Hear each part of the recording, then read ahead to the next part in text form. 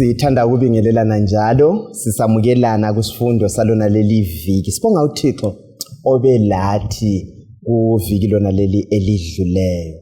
Siyabonga kakhulu. Namhlanje sikusifundo se-10. Mina engikhulumayo ngo-Amos Maforo. Ngiza kunxusa izihlobo zami endabo namhlanje ukuthi balibingelele labo. Salibonani izihlobo balela ababukeli ukuba ndawonye ngegama lenkosi yethu Jesu okhulumayo umfundisi Mila Dube. Salibonani bathandekayo, siyalamukela esifundweni sakuyona le iviki.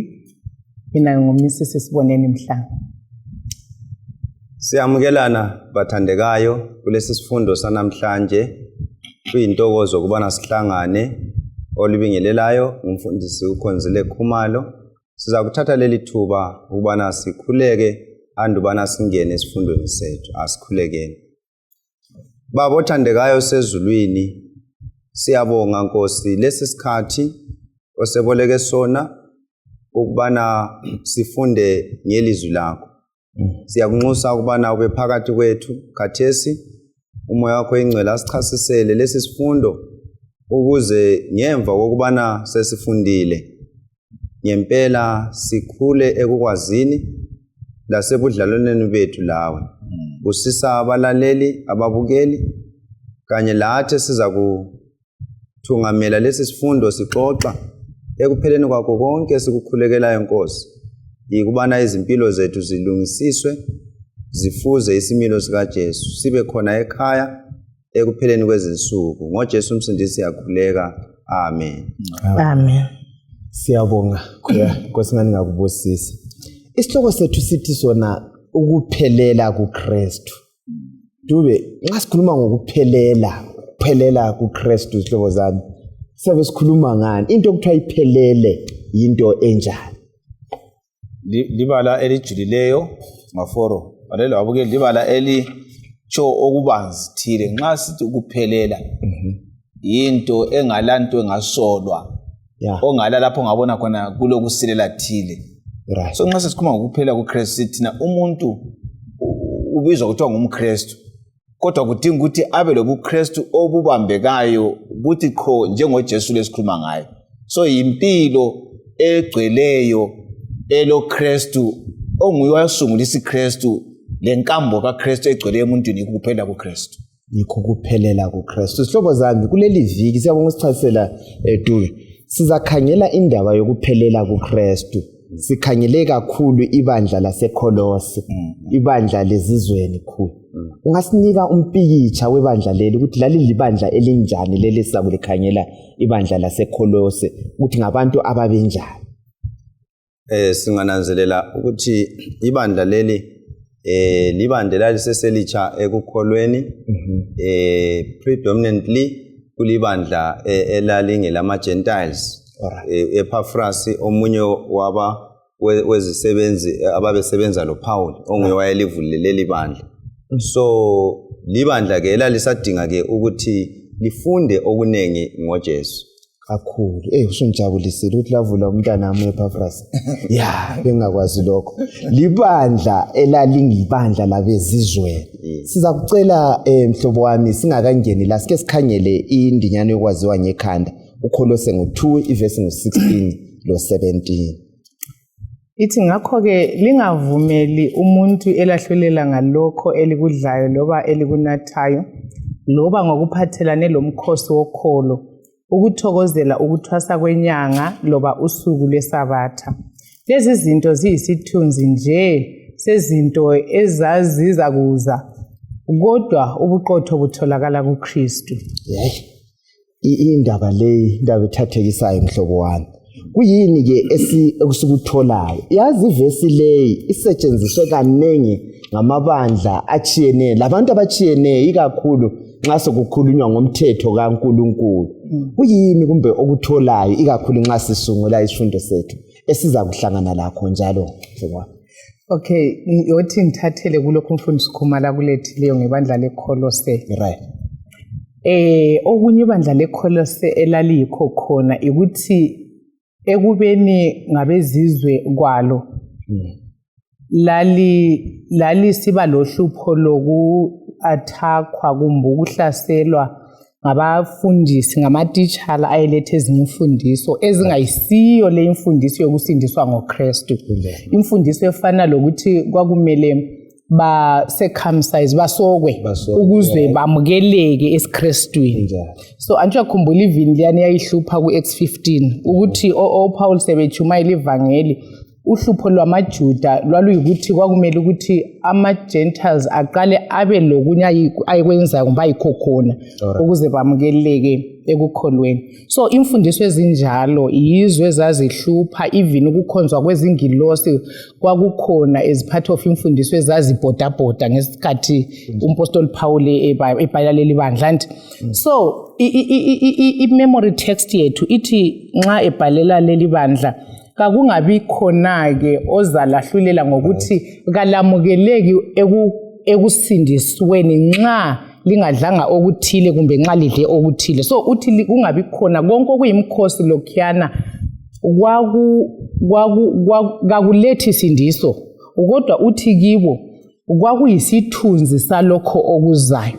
So kusitshela ukuthi kutsho ukuthi embhalweni kukhona ukwehlukana kwemithetho. Nxa umpostoli Paul ebhala okuhluphayo maforo ukuthi sake safunda uSecond Peter laphana chapter 3 verse 15-16 ukuthi ubhale ezinye izinto ezidipho kokuthi abanye abantu bayaziguqula belahleke. So ngeyinye ye-text esetshenziswa yi-Christian world ukuthi isuse umthetho kaNkulunkulu endaweni yayo ngenxa yonale. But akutsho lapha okumele sikuzwisise ukuthi umthetho mhlobo kulo kwakuthi siba lemthetho okuthiwa yi-ceremonial.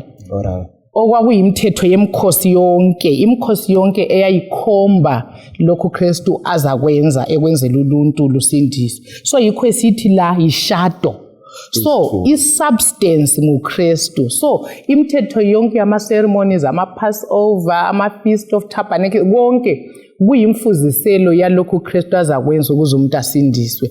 Kukanti-ke umthetho we-10 commandments ubizwa kuthiwa yi-moral law. Lo kasosithunzi ngoba lo kawukhombi lutho oluyikho luyakwenziwa, kodwa uyisimiso lesimilo sikaNkulunkulu okumele umuntu abe yiso sona. Siyabonga ukuchazelwa lokho. Izihlobo zami siveza lesi sifundo. Ngabe kukhona okunye okusithathekisileyo sizakuhlangana lakho phakathi kwesifundo lapho?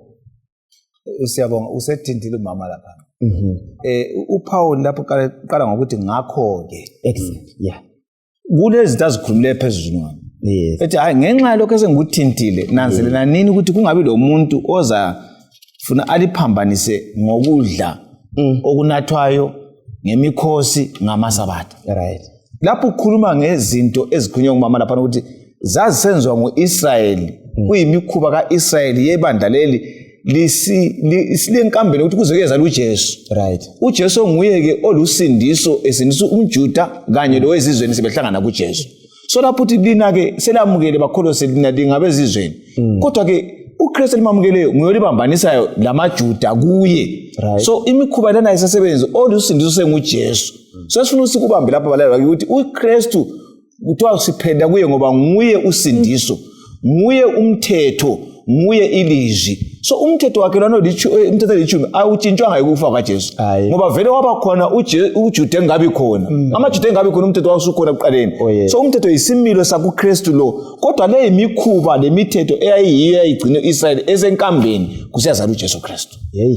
Siyabonga sibili ukuthi usichazele lapha nakho kuyini ofuna ukukwengeza kulokho ukuthi indaba yona le yemthetho ukuthi yayehlukene kula law i-ceremonial law le moral law khomba lokho ngoba into ekhathazayo ikakhulu ekutolikeni amavesi onala.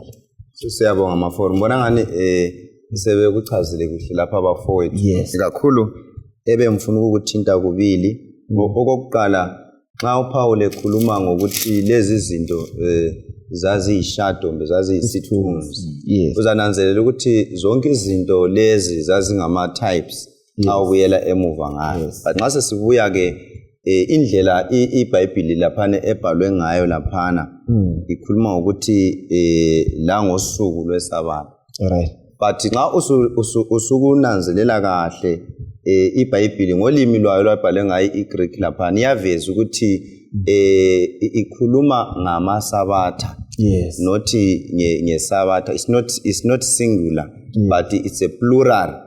Amasabatha. So iwapi lawa masabatha. Exactly. So yikho kumele sikunanzele ngoba kwesikhathi ungabala iBhayibheli engcenye ngama translations emanengi usungezwa ngani kukhulunywa nge-weekly Sabbath, but lapho uPaul ukhuluma nge-Sabbath days, amasabatha plural kakhulu ngokunye enguthola laphana. Lokuthi shadow nxa ubuyela ngapha zonke izinto ezaba ngamashadow yizinto ezaba khona after ke isono sesingenile. Right. Njengendlela yokuthi umuntu uzahlengwa njani. So isabatha is not a shadow, it's not a type. Ngoba lona isabatha laba ngapha isono singakangeni. Xa ufunda kuGenesis chapter 2 sasingakangeni isono. uNkulunkulu ebanika isabatha la ephumula ngesabatha njalo elingcwelisa. So kalikho lapha kuma shadows i-weekly Sabbath. Kakhulu kulamandla kakhulu siyabonga. Uzananzelela khona lokho kutsho ukuthi uPaul wayeligcina isabatha konke lokho kunye wayesekhuzile. Vele le Bible even lesilungu likulobe lathi amasabatha kwacaca. Siyabonga kakhulu. Sike sikhangele indaba leyi yolwazi kuNkulunkulu. Uzakhangela ukuthi uJobe uyibeka icace indaba. Uyabuza kuJobe ngo28 ivesi ngo12 atsho ukubana singathola ngaphi ulwazi. Athi ephendula uKolose ngo2 ivesi ngo3 athi kuNkulunkulu kuphela yikho kufihlwe khona ulwazi lonke. So ukuya kuJesu yikho okulolwazi lonke olupheleleyo. Ake siye kuJesu yikho kuphela esingathola khona ulwazi. Mhlobo wami ngizacela ukusikhangelele uKolose ngo2 ivesi ngo1 usiya ku7. Ifunda kanje ithi ngifuna ukuba lazi ukuthi nilizamela kakhulu okungakanani lina la base Laodikia kanye labo bonke abangakangiboni mathupha. Injongo yami ukuthi bakhuthazeke enhlizweni njalo bamanyane ethandweni ukuze babe lenotho egcweleyo yokuqedisisa okupheleleyo ukuze bayazi imfihlakalo kaNkulunkulu kubalisa uKristu okufihlwe kuye yonke ingcebo yokuhlakanipha lokwazi.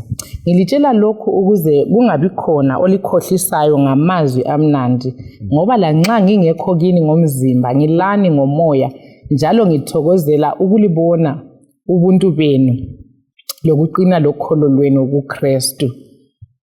Ngakho ke njengoba uKristu Jesu lamamukela njengenkosi qhubekani liphila kuye ligxile njalo lakhelwe kuye liqine ekukholweni njengokufundiswa kwenu liphuphuma ngokubonga. Nasindaba la uPaul injongo yakhe eloba ibhuku leli kanti ngiyani wayejongeni kuyina kukhangeleleyo ebandleni leli laseKolose. Uthe sungula umfundisi ukhuma lapho uthena libandla elalinge libunjwa ngabantu bezizweni. Right. So basacathula basakhasa njengomntwana. Right. Badinga ukuthi babe lolwazi kwalo abamkholwa uJesu ukuthi uJesu lo ulusizo kanganani ekutheni babe ngamaKristu bona bekutheni. So lapho uPaul uyakhuthaza nika futhi insilele ukuthi bamanyane kuKristu lo. Ngokuthi na kuKristu lapho nxa ukuKristu nxa usiya kuvesi ngo3 lapha uthi kuye uKristu kufihliwe ulwazi lenhlakanipho. So ukuba ngumKristu lolwazi ngoKristu kudinga ukuthi wamukele uKristu nalo umkholwe. Yikho ngale uZakhariya verse 7 uqawuhlala bayikwazi uNkulunkulu. So ukumazi uKristu lo kwamukela impilo kaKristu yikho ukuhlakanipha. So ufisa ukuthi bakhuthazeke beselwazini lukaKristu baphinde futhi baqiniseke babe ngabantu abahlala bemanyene kuKristu ngoba uKristu lo nguye olusindiso kule mikhuba leyi esilethwa laba bafundisi ababuza bafuna ukubafundisa imikhuba eyagcina ngokufa kuJesu kodwa uJesu selethe impilo ngaye. Yeah, so ngicabanga ukuthi mfundisi kuthi ukuthi ukuqiniseka lokho lokukhuthazeka kwakubuya kuphela nxa behlola imbalo Yeah. Ngoba uKristu babezamazinjani ngaphandle kokuthi bamfundele izwini. So ngesikhathi sakhona ngiyacabanga ukuthi babe le Old Testament scriptures. Yizo lezi ezikhuluma ngeceremonial law.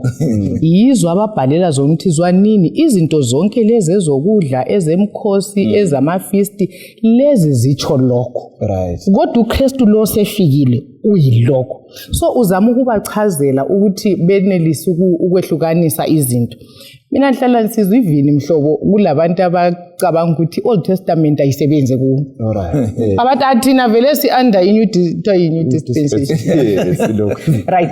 Ngenxa ukuthi sithi thina kule ingoma mina ngake ngakhula ngihlabela ukuthi we have nothing to do Israel wayizolo lemfundiso yakhona. But uApostle Paul ufezela abantu ukuthi obani kwazi ukuthi yisisisekelo. IOld Testament eliphethe ifoundation abese balethela kuhleke ukuthi then ibuilding imanjani.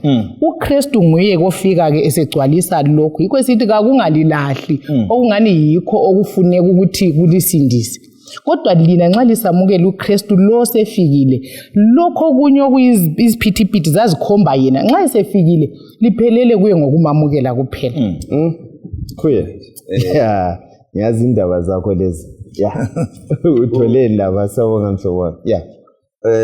uPaul lapha okunye phezulu kwalokho umhlobo lapha nasekukhulumile ikakhulu ama false teachers lawa ayekhuluma ke ngama ceremonial circumcision konke lokhu kusokwa phezulu kwakhona lokho uverse 8 uyasivezela kahle kahle laphana ukuthi kahle kahle kuyini okunye okwakumkhathaza uPaul wayelomthwalo omkhulu okubana achumayele kuma Gentiles. So yikho wayele burden even esentolongweni esezwile ngokukholwa kwabo kodwa kulalabo abantu. Uverse 8 uthi qaphelani kungabi khona olithumbayo ngenhlakanipho eyize lekhohlisayo eyame emdabukweni wabantu la kuzimiso zemvelo yalomhlaba kungesikho kuKristu. So Paul ukhuluma izinto ezimbili laphana inhlakanipho eyize laba bantu ababefundisa laba babe lenye imfundiso phecelezi esithi thina iphilosophy. Babe le philosophy ababelayo kakhulu base befundisa ukuthi umuntu engathola ukuhlakanipha engathola ulwazi ngokukhothamela thize ama principalities inkolo yayikhona ngaleso sikhathi ukukhothamela ama principalities including izingilosi. Right. Yeah. So uPaul lapha uyabavezela ukuthi ngokwenza lokho ukukhothamela izingilosi lama principalities kuyehlisa ukuthi bananzelele ukuthi no ulwazi kaluveli kwezinye izinto livela ukuthi inhlakanipho iwisdom kayiveli kwezinye izinto kodwa ivela kubani kuKristu njengokutsho kwakhe kuverse 3 laphana ukuthi ukuhlakanipha lolwazi lonke lukubani lukuKristu. So yikho akuvezayo laphana ukuthi kufanele ke bananzelele khona lokho ngoba ngokwehluleka ukunanzelela lokho bazayehluleka ukubona ulwazi lona lolo lenhlakanipho yona leyo etholakala kubani kuKristu. So babefundisa ke zona lezo izimfundiso ezingamasiko ezazi tradition eyayikhona ngaleso sikhathi. So kuyenzakala ukuthi lakathesi siphila kanje kube khona amanye ama tradition asegabhela iqiniso leBhayibheli engama traditions akhona emhlabeni.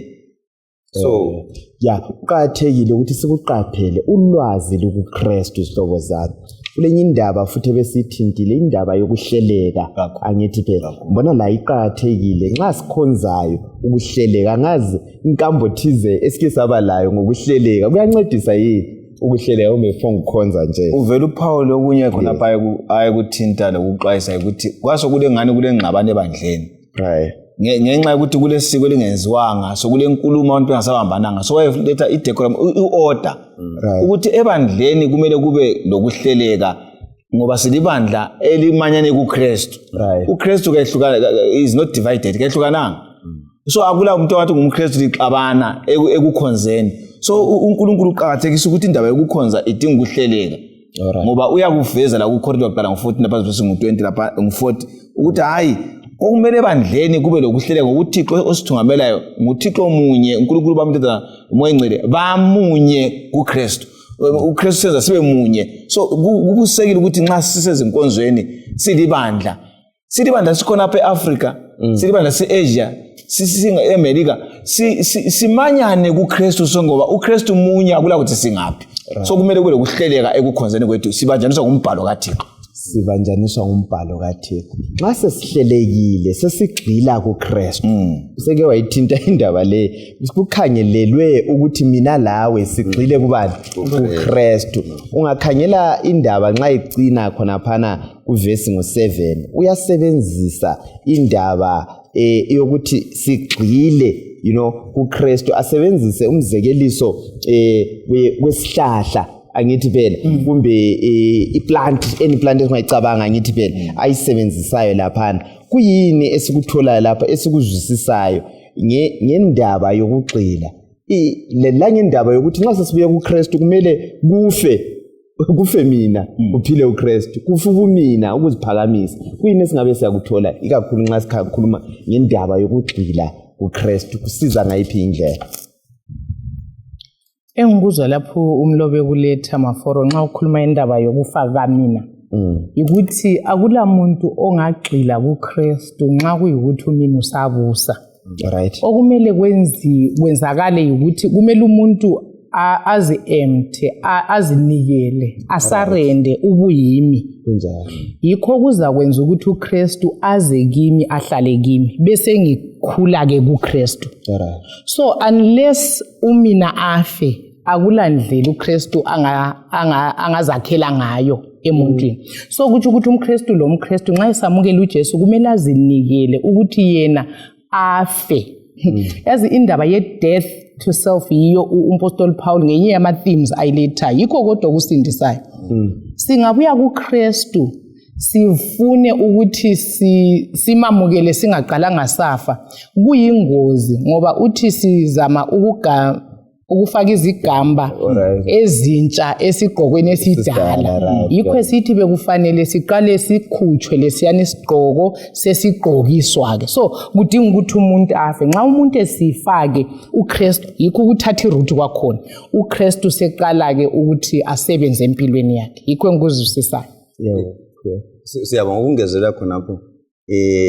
Lapha ukhulume ngokukhula kuKristu, rooted and growing. Ya ukugxila lokukhula kubani kuKristu. Uzananzelela ukuthi the living word ilizwe eliphilayo nguJesu. Kunjani? Le written word ilizwe elibhaliweyo iBhayibheli.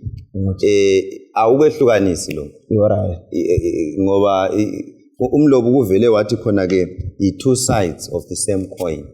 Yeah, so ungeke uthi wena sengikuKristu angithi sengikhululekile ngapha ukwakhe, then i-written word okuliBhayibheli ungahambi ngalo. So khona lokho kuyasivezela ukuthi nxa usuhlangane noKristu ususithi umamukele, khula kuKristu. Ukhula njani? Suku zonke ukunatha elizwini. Ngoba ngokunatha elizwini lele libhaliweyo, the written word, uyakhulumisana laye uKristu. Siyabona indaba yakhona. So nxa esebenzisa even imetaphor leyi plant ukuthi sihlahla ungahlanyela inhlanyelo leyana angithi akupheleli khona lapho. Awungeke uhlanyele namuhla Maforo uvuke kusasa ususiyakhangela izithelo, akwenza. Kumele ukuthi wena uhlanyele, ungahlanyela then kule process yokuthi uthelele, ufake umquba. Yabona indaba yakhona. So konke khona okukhana indlela yokukhula ukuthi sikhule lesi sihlahla. So lathi nxa sesihlangane loKristu, so uPaul yikho ayebakhuthaza khona ukuthi ke nxa selihlangane loKristu, yebo belingabe ezizweni lalifile ngeziphambeko zenu lani konke lokho sokumele kufe in terms of ukuqhubeka lifunda iBhayibheli, liqhubeka likuKristu. Siyabona indaba yakhona. Then the other thing enye ayilokhuza lapha uPaul ukuthi nxa kuzamela ukukhule kuKristu kufanele ukuthi khona unathe emthonjeni oqondileyo oliBhayibheli kunjani siyabona indaba ngkhona kumele unathe emthonjeni onjani oqondileyo oliBhayibheli because unganatha ezinye imfundiso lezi ayezikhuza lapho Paul zile potential yokuthi imfundiso lezi zikwenza ungakhuli kumbe uphume ekukholweni siyabona indaba ngkhona ya njengoba sikhuluma ngesihlahla nxa usithelela kufanele uthele ngamanzi angela poison yabona yazi mfundisi inkuzo sithi kumele ukuthi nxa sisamukela uJesu kulomahluko kwesinye isikhathi siyamukela imfundiso zikaJesu uJesu singamamukela so umlobo uveza ukuthi lalokho khulunywa ngumfundisi kumele nxa sisamukela uJesu siyamukela iperson yikho kade sisithi kumele umina Aditron asuke kweyami impilo kubuse uNkulunkulu so nxa ke ngisamukela imfundiso kaKristu uword onguJesu lo word olilizwi kumele into yinye so kumele ukuthi nxa samukela uJesu enhlizweni yami ukuthi kangibuse so kumele ke ngihambe ngezimiso zokufundisa kwelizwi lakhe so ikho engikuzwisisa so kumele ukuthi samukele ngibone ngani uhlupho lwethu njengamaKristu siyathi uJesu simamukele le mfundiso siyabe sisithi kakhulu imfundiso siyamukela kodwa singavumi ukuthi uKristu kayilawo asibuse yi greatest challenge umpostoli Paul ayifithizela so singabala ilizwi akuyi kuba lokusanganiseka imfundiso iyabe ingeqondileyo lokhu ukuthi sokunamabandla amaningi kubangelwa ukuthi asigxilanga asidli ezwini khona phala angithi vele ngawukhona okunye mfundisi Dube uPaul obhalayo nalofana naye yes ku-1:21 Philip uthi kimi ukuphila nguJesu right ukufa inzuzo so akutsho ukuthi nxa usugxilile waba lempande kuKristu uyakhula impilo yakho awusazivezeli wena impilo isivezwa nguThixo phakathi kwakho kunjalo nxa la uSathane ngathi na ugamulile ukuthi usuwile ulala uyinzuzo ukuthi ngoba kuleli qhawe elilovuko kusasa so balela wabukele umlobo afuna ukusinika khona apha ngelizwi lathi ukuthi asibe lempande kukholweni ezichiwe lapha impande zokumunye elizwini likathi ungavuke kuseni unganathanga ungalala ungagxilanga then ukukhula yikuhamba loKristu senza kwenzayo yikukhula kuKristu kwenza lokhu uKristu akwenzayo enguyothungamelayo yikukhula kuKristu kakhulu ya enye ingozi ebengifuna ukuyifithizela lapha ukuthi namhlanje kuChristian world abanengi bakhuluma ukuthi we have been set free kuKristu ya sesikhululekile kubani kuKristu but umlobo asivezela khona ukuthi uKristu sesikhululile njengabezizweni angithi sesikhululile sesihlangane loKristu wasisusa empilweni yethu endala kodwa kuthi ukuthi sokufanele siphile ke nge-written word ilizwi so ingozi ebakhona ke ikhona lapho ukuthi abantu bayakhuluma ukuthi hayi uKristu sikhululile but nxa sokufika ekulandeleni ilizwi eliyilo elizabagcina bekhula sesilandela ke ama-traditions abantu yikho uPaul alwa lakho lapha ukuthi ama-traditions abantu lawa kuverse 8 ayagcina abantu beyizigqili angithi bengasakhuli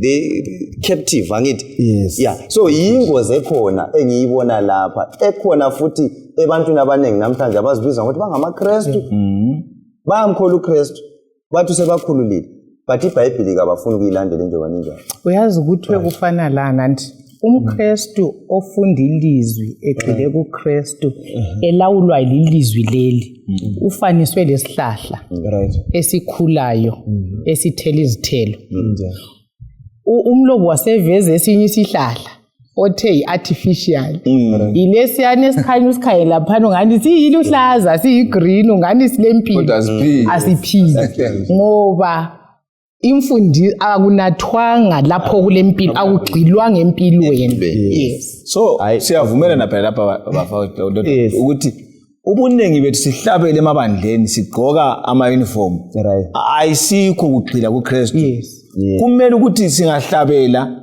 sihambe siya-attend ama-service e-church bese simunya kulo esimlandileyo abe nguyophila phakathi kwethu kungabi yikuhlabela lokugqoka iuniform kodwa kube nguKristu phakathi onguyobusayo bese kusuba inkonzo kaThixo ephila phakathi. Amen. Yes. So lokhu kukhula awufiki lapho uthi sengikhulile sengiphelela ngithi phela kukhulwa nsuku zonke angithi phela asinatheni sidleni kuKristu. Mhlobo ngicombalele uverse 11 siya ku15 sikuKolosses hlobo zami 2 sesikuye verse 11 siya ku15.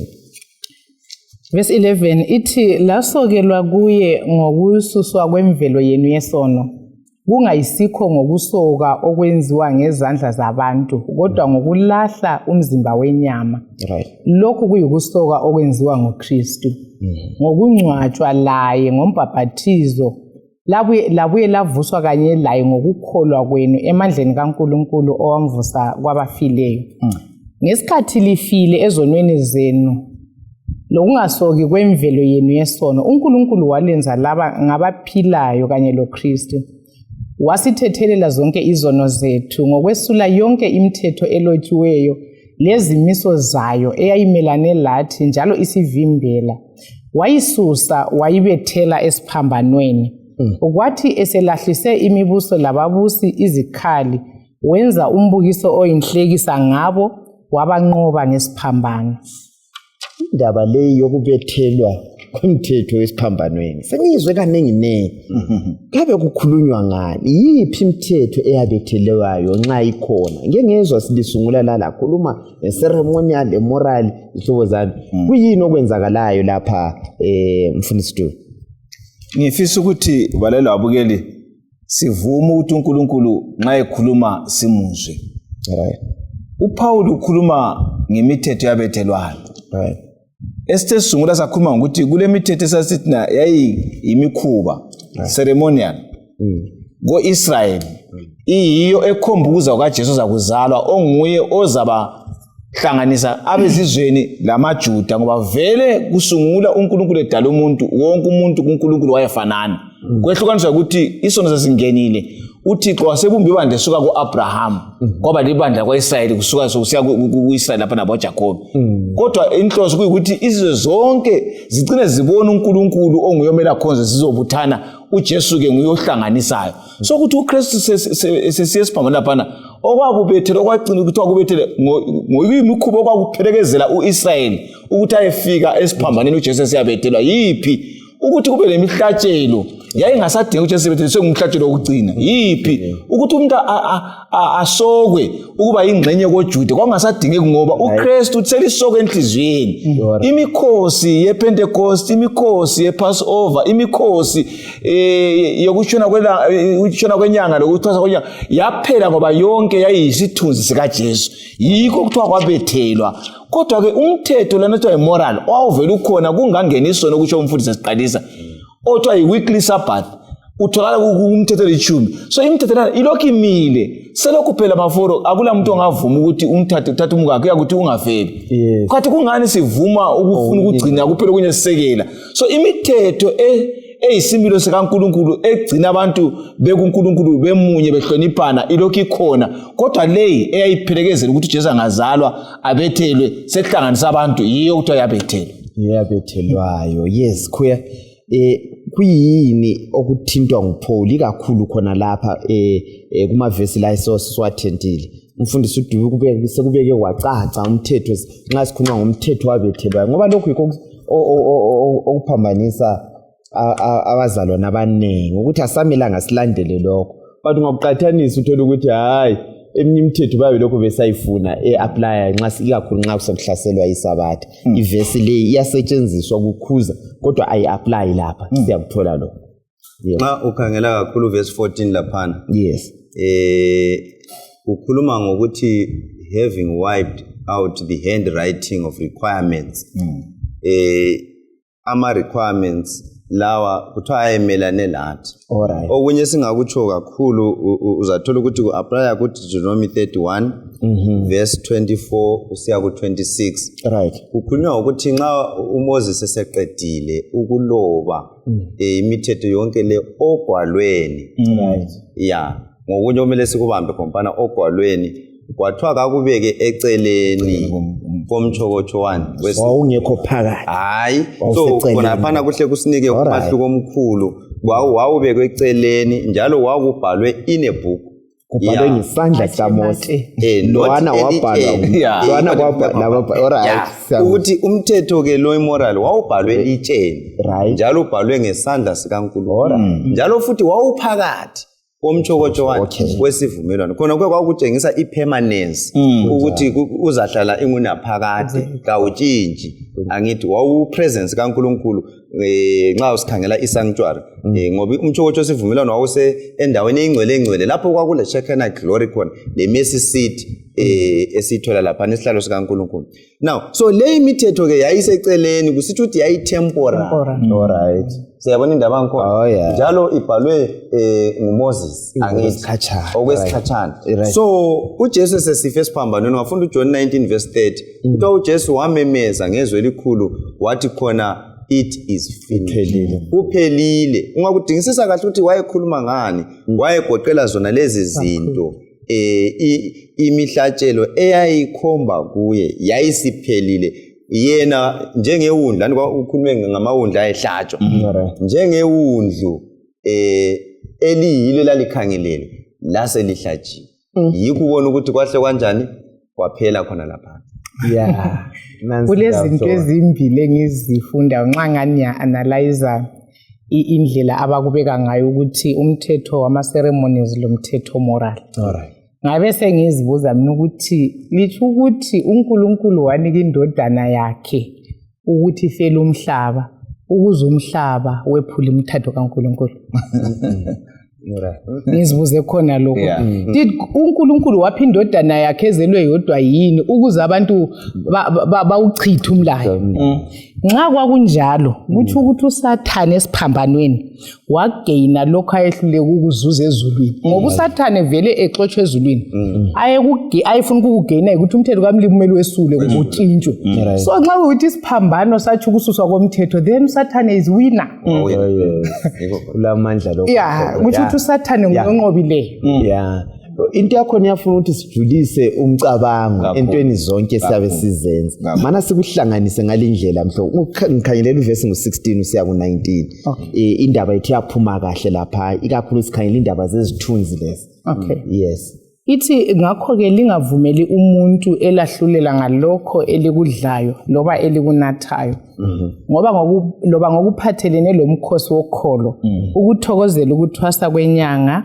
loba usuku lwesabatha lezi zinto ziyisithunzi nje sezinto ezazizakuza kodwa ubuqotho butholakala kuKristu ingavumeli umuntu othokoziswa ikuzithoba kwamanga lokukhonza izingilosi eliphuthisa umvuzo wenu umuntu onjalo ubalisa ngokupheleleyo konke akubonileyo kuthi ingqondo yakhe engayisiyo yomoya imkhukhumeze ngemicabango eyize usehlukane lenhloko yomzimba wonke wona ohlanganiswa ndawonye yimsipha lemithambo okhula ngokuthanda kukaKristu kakhulu siyabonga sike sakuchasisa lapha ukuthi kulimi lwakhona lasesikhiweni kubhaliwe lapha ukuthi ngamasabatha icontext yenkulumo esilayo yimikhuba yibani yiphi lapha eqanjwayo lapha nguPaul umfundisi Khumalo esitholayo kumavesi la esathola nxa sikhuluma ngezithunzi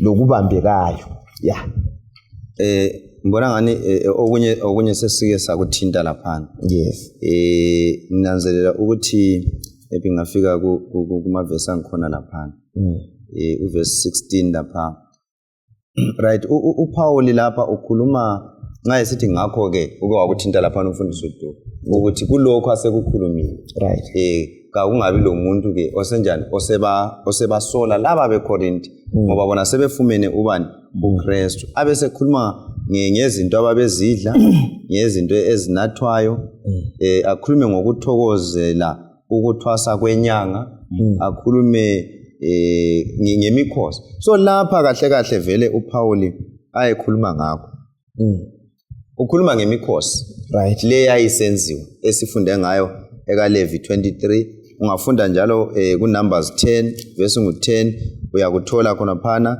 ufunde uNehemiah ngo10 verse 32 imikhosi yonke leyi right uthi yena yayiyisithunzi yes yayiyishado yalokho okunjani okuzayo. So imikhosi le yayisenziwa njani? Uzathola ukuthi kwakusiba khona ukuthi khona ke uzothiwa ngosuku lokuqala lwenyanga, ngosuku lwechumi yenyanga yesikhombisa, yikho kwakusenzakala khona usuku lokubuyisana. So uThixo wayesithi kuza kuba lisabatha kini.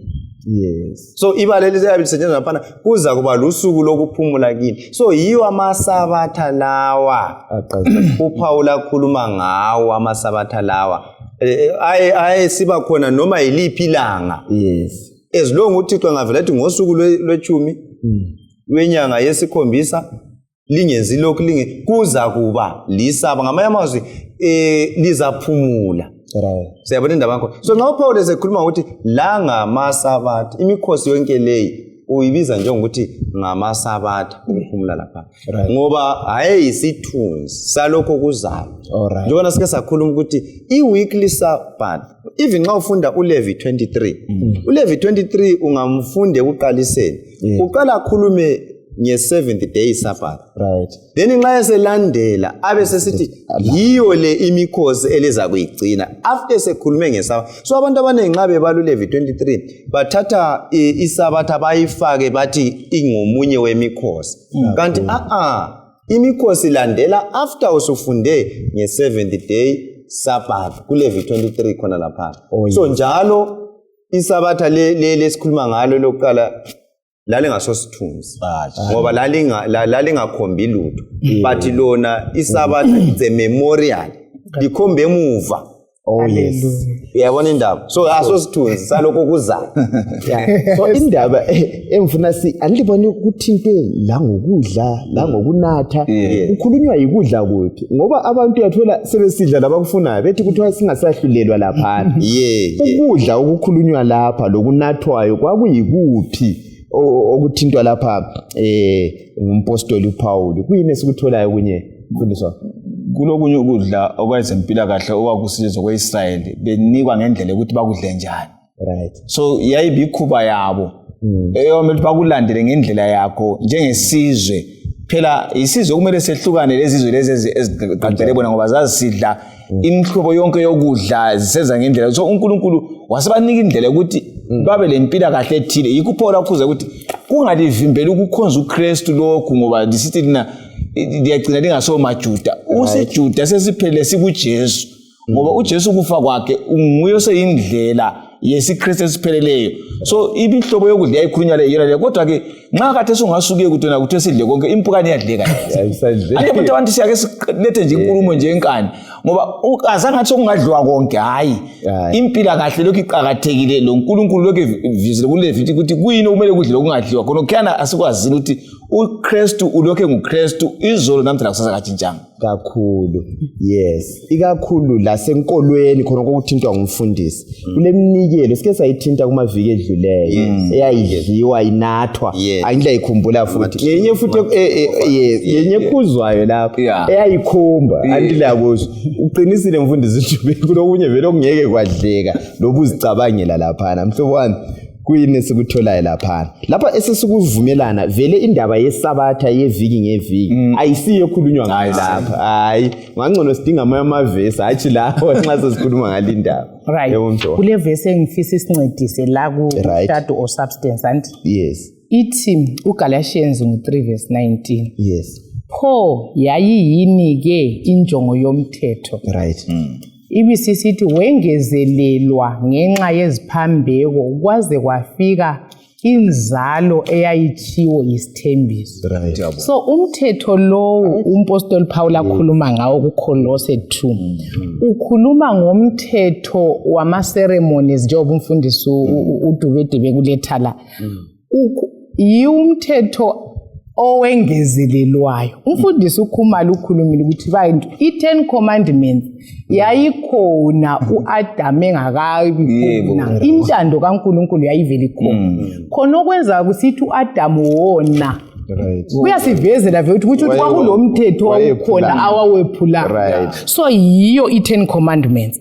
Then leyike isinika ukuthi lo owengezelelwa ngemva kwesono Yeah. yiwo ke owemihlatshelo yiwo wemikhosi owawusuzochazela uIsrael ukuthi lisindise kanjani njengoba selonile libuyela njani back kuNkulunkulu yiwo umhlatshelo wokuchithwa kwegazi yiwo lo athi wenziwa kuze kufike inzalo eyathenjiswayo yey so ihle sichazela ukuthi yona le ishado yiwumthetho wangezelelwayo waba umfundisi wakhuluma ukuthi wawutemporal ivesi nansi ithi wangezelelwa ukuthi uye kuma lapha uma nini uma inzalo isidi uJesu wathenjiswa ekuqaliseni esefikile so ngemva kwalokho kakusela Pasika ngemva kwalokho kakusela Mkhosi yonke le ngoba uKristu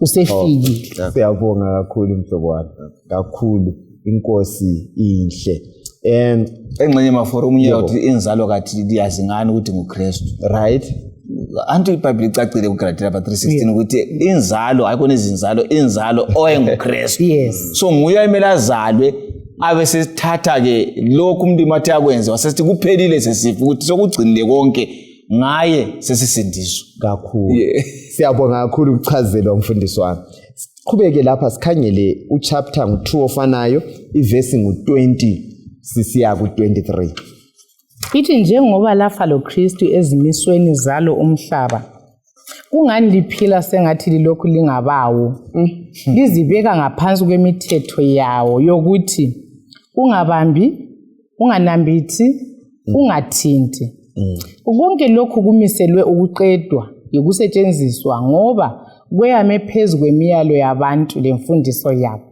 impela izimiso ezinje zibonakala njengenhlakanipho ngenkonzo yazo yokuzenzela ukuzithoba kwamanga lokuphatha umzimba kabuhlungu kodwa kazilalo usizo lokuzithiba ezinkanukweni zomzimba. Siyabonga.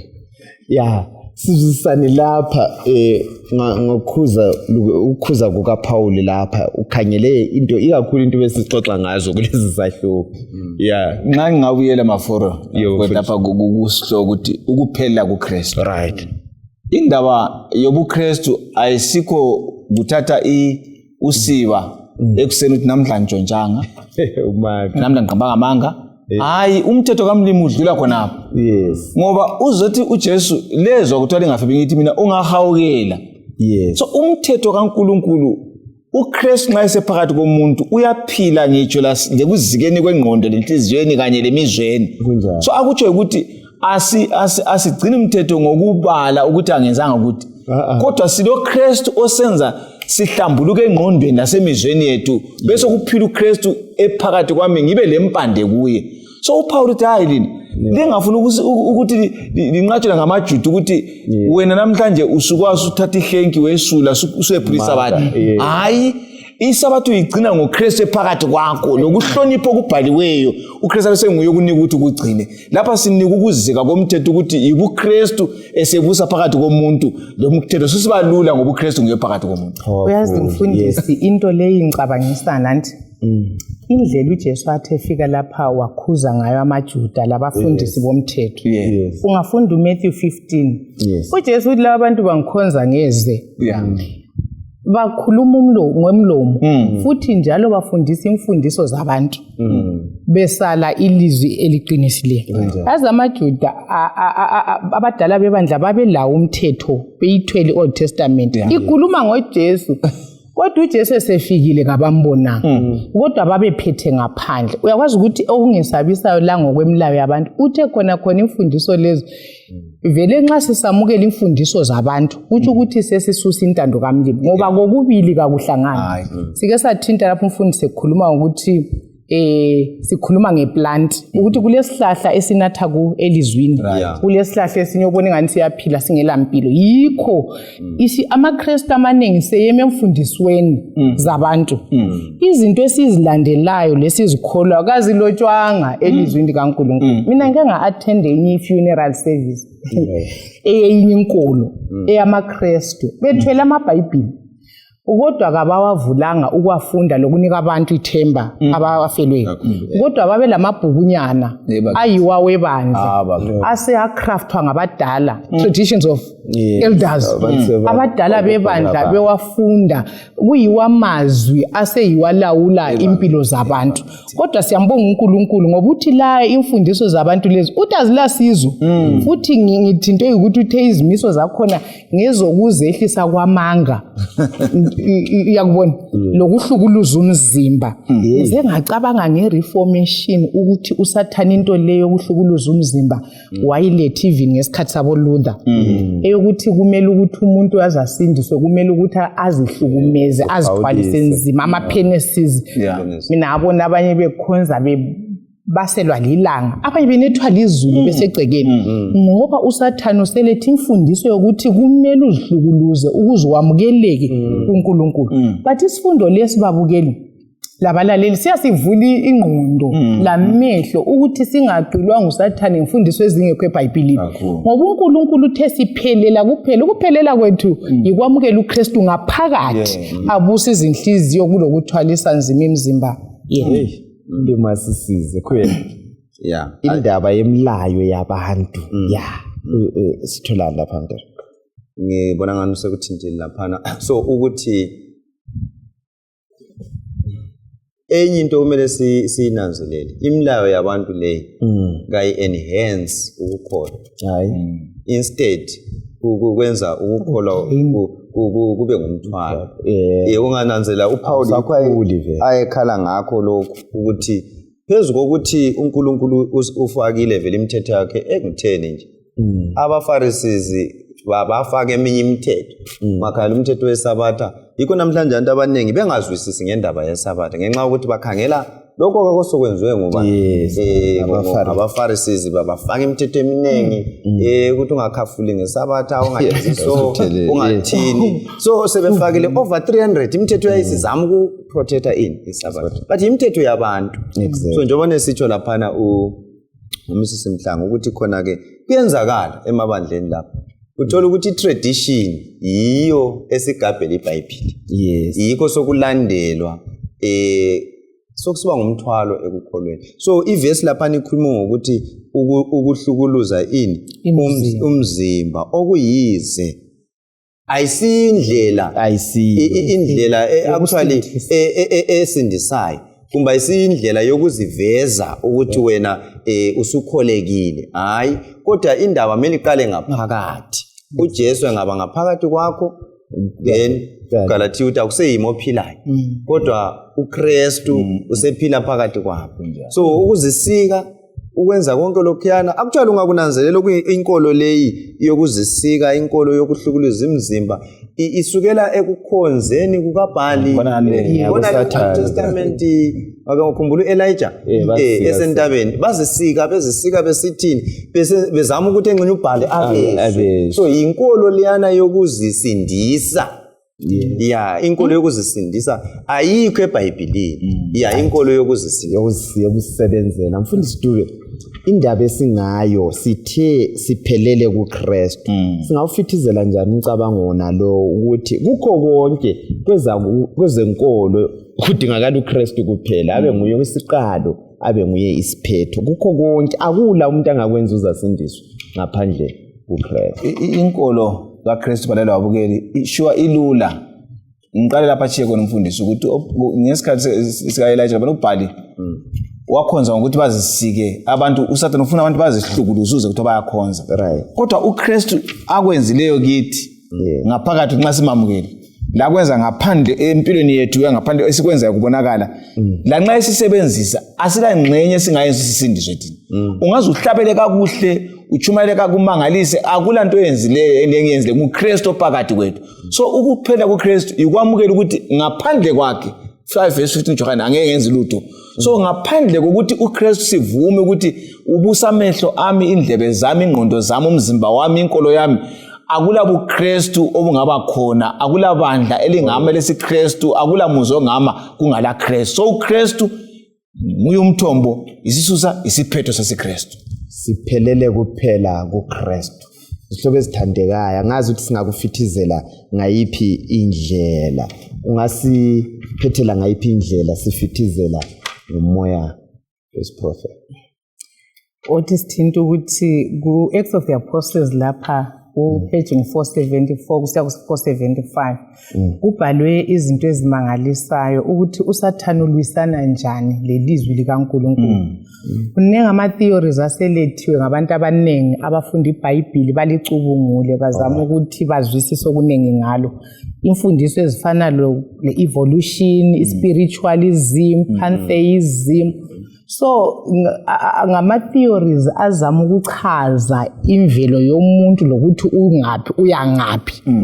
Kodwa i-revelation bakithi esiyizuze elizwini, isambulelo esiliphiwe livela kuNkulunkulu iyo yodwa i-revelation ecacileyo futhi eliqiniso okufanele ukuthi siyamukele. uSathane afuna ukukususa kithi balaleli ikuqiniseka elizwini. Vele angalivele lethu ukuthandabuza lethu ukuthi lokhu ngabe kunjani. Yikubona indaba yabafileyo lokhu ihlupha kodwa sithwele iBhayibhili. Ngoba uSathane afuna ukukudiliza vele kusukisela ekuqaleni lilizwi intando kaNkulunkulu. Kodwa nxa sifunda ilizwi babukeli asivumeni ukuthi lela solizwi labantu asomuntu wabhala lezi indaba kodwa obhalileyo lapho uthi asikwamukeleni njengelizwi qho esilizwa likhulunywa nguNkulunkulu wadala abantu lisiye ebantwini bakhe silamukele linjengoba linjalo. Samukele ilizwi linjela njalo. Mfundisi Khumalo uzasivalela njalo. Goqa lapha amazonga wathi usivalela. Kuverse 15 laphana uPaul uKoloshe 2 ukhulume ngokuthi kwathi eselahlise imibuso lababusi izikhali wenza umbukiso oyinhlekisa ngabo wabanqoba ngesiphambano. So ukhuluma ngokulahlisa imibuso yezikhali to disarm. So ngamanye amazwi isiphambano saqeda konke. Sanqoba amandla obumnyama. So akusamelanga siwesaba amandla obumnyama. Akusadingeki ukuthi silokho sisiya kubaprofeti bamanga sibe silokho sisiye ezinyangeni imisebenzi yobumnyama uthiwa ngesiphambano uJesu wadisarma uSathane. uSathane usefana ke lenja engelamazinyo ekonkotha engeke kulume yabe konkotha ubesethusela ukwenza ukuthi umuntu aphaphatheke. Njengoba nechilo udadewethu singagxile elizwini sizaphepha. Amen. Asikhulekeni. Baba sezulwini siyabonga Nkosi ukuthi ukhulu osenzele khona ngoJesu esiphambanweni. Siyabonga ngaleli thuba ukubana ngaye uJesu siphelele. Akudingeki ukuthi sixokelele, akudingeki ukubana senze singakwenza ukuze sisindiswe. Ngoba usindiso lethu lwabhadalwa njalo lwabhadalwa in full. Sicela usiphathise ke nkulunkulu ukubana singabe silokho sibuyela emikhutsheni Thixo olungileyo endulo engelani lokusindiswa kwethu. Kodwa sikhangele lokho uJesu asenzele khona. Khulekela umlaleli munye ngamunye siyazikhulekela lathi ukubana usiphathise ukuthi uJesu aphile phakathi kwethu. Ngoba engaphila phakathi kwethu sizakwazi ukubana sesiphelele. Njalo sizakwazi ukubana simphilele emhlabeni olahlekileyo lama theories amaningi o-evolution o-pantheism lakho konke. Sicela ke ukuthi uJesu aphile kithi njalo bese sihamba emanyathelweni akhe. Sekupheleliswe konke sikukhulekela ukubana kusibuthe sibe imulinye sibe khona ekusindisweni. Umthandazo wethu okukholwa lokwethemba ngaye uJesu asifelayo siyakhuleka. Amen. Amen.